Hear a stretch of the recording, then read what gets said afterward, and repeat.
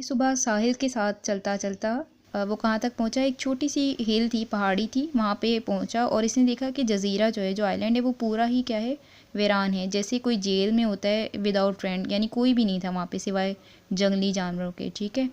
फिर अगले दिन उससे उससे अगले दिन उसने क्या किया कि समंदर से मज़ीद सामान ले आया, जो पानी के जहाज़ में जो सामान था, और हर ज़रूरत की चीज़ लेकर आया, जिसमें टूल्स थे, यानी औजार वगैरह थे, नेल्स, कील वगैरह थे, और कपड़े, ये सब चीज़ें, और गन्स थी, चीनी, आटा, और इसके अलावा ब्रेड थी।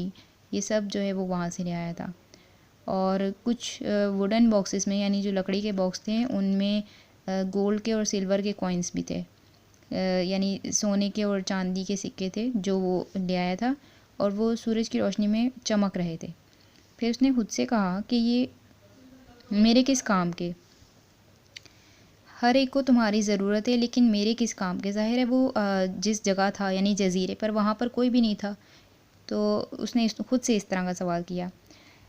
फिर उसके बाद क्या हुआ, अगले दिन जो है उसने मतलब वो चीज़ें सारी ले आया था, सारी चीज़ें वो ले आया था, क्योंकि उसने क्या करना था, फेंसेस बनाने थे, यानी अपना घर तैयार करना था।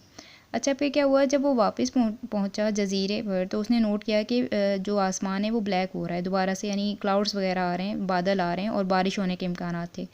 अब जो उसकी कश्ती थी वो मुकम्मल तौर पर, मतलब पहले तो वो ऊपर की तरफ उठी, और फिर उसके बाद क्या हुआ, एक बड़ी सी लहर आई और उसको डुबो दिया था उसने, लहर ने शिप को डुबो दिया था। अच्छा, फिर कहते हैं कि अगले चंद महीने जो हैं उसके अपना घर तैयार करने पर गुज़र गए थे। जैसे फैंसीज़ होती हैं बड़ी बड़ी, यानी दुश्मनों से बचने के लिए, तो उसने उस तरह का घर तैयार किया था ताकि कोई दुश्मन आए तो उसको किसी किस्म की प्रॉब्लम ना हो। और वो कश्ती का एक बड़ा सा टुकड़ा ले आया था, एक छत, यानी एक टुकड़ा ले आया था, जिसको उसने कट करके, उसका ट्रंक जो है कट करके, उसने क्या किया था, वो घर रेडी किया था ताकि कोई जंगली जानवर भी उसके घर को नुकसान ना पहुंचाए। इसी हार्ड वर्क में कई महीने गुजर गए थे, और फिर उसने क्या किया कि 3 दिन में पूरा जज़ीरा जो उसने विज़िट किया, पूरा जो आइलैंड था वो क्या किया, उसने एक्सप्लोर किया था।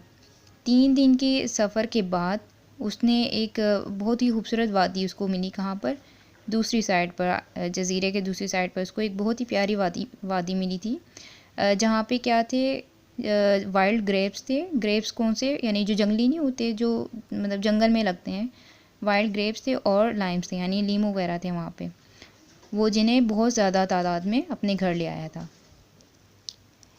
कहते हैं कि फिर मेरे घर के करीब ही, ज़्यादा दूर नहीं, जंगल में उसने क्या पाया कि कुछ बकरियां थी वहाँ पे, जंगली बकरियां थी।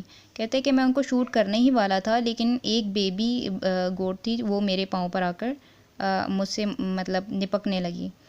मैंने क्या किया, उसको अपने साथ ही अपने घर ले आया, और चंद दिन बाद वो एक मतलब बेबी था पहले, तो एक बड़ी बकरी बन गई, और फिर उसने मेरा साथ कभी नहीं छोड़ा। कहते हैं फिर कि 2 साल, तकरीबन 1 या 2 साल के बाद मैंने फ़ैसला किया कि मैं एक छोटी सी बोट बनाऊँ, कश्ती बनाऊँ। तो मैंने लकड़ी जो है वो केयरफुली चूज़ की, और उसको कट करके, यानी उस टिम्बर को, लकड़ी का नाम है, और कई महीनों के लिए उसको मतलब कई महीनों की कोशिश से उस पर वर्क किया, और एक कश्ती बना ली, जिससे क्या हुआ कि मेरा अच्छा खासा वक्त जो है स्पेंड हो रहा था। फिर कहते हैं कि मैंने ख़ुद को मिट्टी से बर्तन तैयार करना सिखाया, ख़ुद को मैंने बताया कि किस तरीके से इनको सख्त कर सकते हैं, हार्ड कर सकते हैं। और इसके अलावा मैंने गल्ला उगाया, चावल और गंदम उगाई थी, और अपने आप को मैंने सिखाया कि ब्रेड कैसे बनाते हैं। और कहते हैं कि मैं इस जज़ीरे पर सबसे खुशकिस्मत और हैप्पी वन था, मतलब मेरी ज़िंदगी बहुत अच्छी गुजर रही थी। मेरे पास एक घर था, और खाने के लिए काफ़ी ज़्यादा चीज़ें थीं, और इसके अलावा मेरा अच्छा वक्त गुजर रहा था।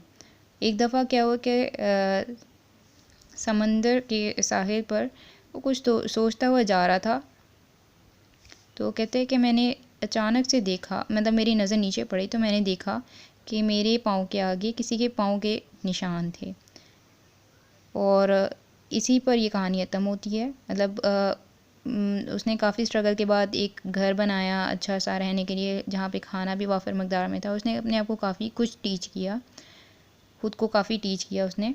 और फिर क्या हुआ, इन द एंड यही बताया है कि जब वो चल रहा था अपनी सोचों में गुम और अपनी खुशी में मगन, तो उसने अपने पाँव के आगे फुटप्रिंट देखे और वो ये जानता था कि ये उसके फुटप्रिंट नहीं है बल्कि किसी और के हैं।